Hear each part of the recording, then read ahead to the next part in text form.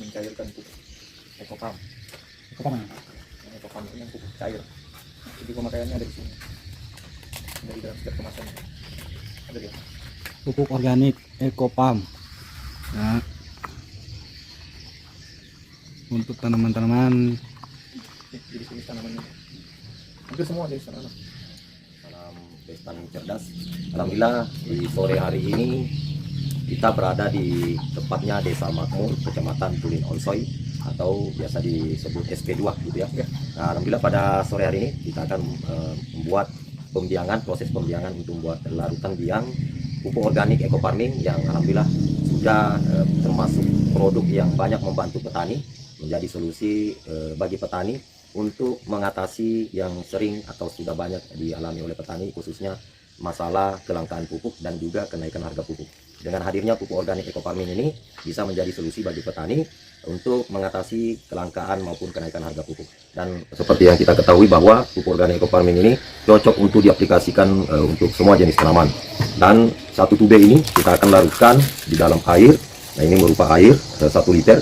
Inilah nanti menjadi biang yang akan nantinya diaplikasikan, dan kami sarankan kepada petani yang akan menggunakan produk pertanian tepat guna ini yang didistribusikan oleh PTBS, perlu kami sampaikan untuk pada tanaman jangka pendek itu cukup menggunakan dosis 50 cc, dan sedangkan untuk pada tanaman jangka panjang itu kami sarankan menggunakan dengan dosis 100 cc, di mana tanaman jangka panjang itu termasuk tanaman komoditas batang keras seperti sawit, durian, rambutan, dan mangga ataupun tanaman lainnya. Nah, untuk proses pembuatannya, satu tube serbuk yang tadinya dalam keadaan padat kita hancurkan, kemudian nanti kita larutkan ke dalam air yang berukuran 1 liter. Jadi cara pembuatan biangnya sangat mudah dan praktis. Inilah nanti kita akan melihat caranya sangat mudah. Nah, jadi serbuk pupuk organik eco farming ini kita larutkan di dalam air yang berukuran 1 liter. Nah, kami sarankan juga sesuai dengan testimoni dan pengalaman sahabat petani yang sudah menggunakan pupuk organik eco farming ini, untuk pembiangannya kami anjurkan sebaiknya menggunakan air hujan atau air sungai, kemudian air mineral, juga sebaiknya menggunakan air kelapa muda untuk melakukan pembiangan. Namun ketika untuk mendapatkan hasil yang lebih optimal dan menggunakan perasan air tebu. Nah, ini juga menjadi bahan atau sumber makanan untuk mikroba. Jadi sesungguhnya pupuk organik eco farming di sini, satu tubenya itu yang berbentuk serbuk padat, itu sesungguhnya mengandung mikroba. Nah, mikroba di sini yang akan berfungsi sebagai decomposer, yang sebagai bahan pengurai nantinya bahan-bahan organik atau residu-residu yang ditinggalkan oleh pupuk organik yang biasanya digunakan oleh para petani. Nah, hadirnya pupuk organik eco farming yang mengandung mikroba atau decomposer, bahan pengurai, ini nanti yang akan mengurai menjadi nutrisi bagi tanaman, khususnya tanaman jangka panjang biasanya di daerah Sebuku ini, Tulin Onsoy, banyak petani sebagai petani sawit. Nah, jadi setelah dilarutkan, kami anjurkan untuk diaduk di gontang. Nah, ketika tidak menggunakan air kelapa ataupun perasan air tebu, kami sarankan juga menggunakan molase atau gula merah. Inilah menjadi sumber makanan mikroba yang ada dalam serbuk pupuk organik eco farming ini. Dan kami juga sarankan sebelum diaplikasikan sebaiknya difermentasi.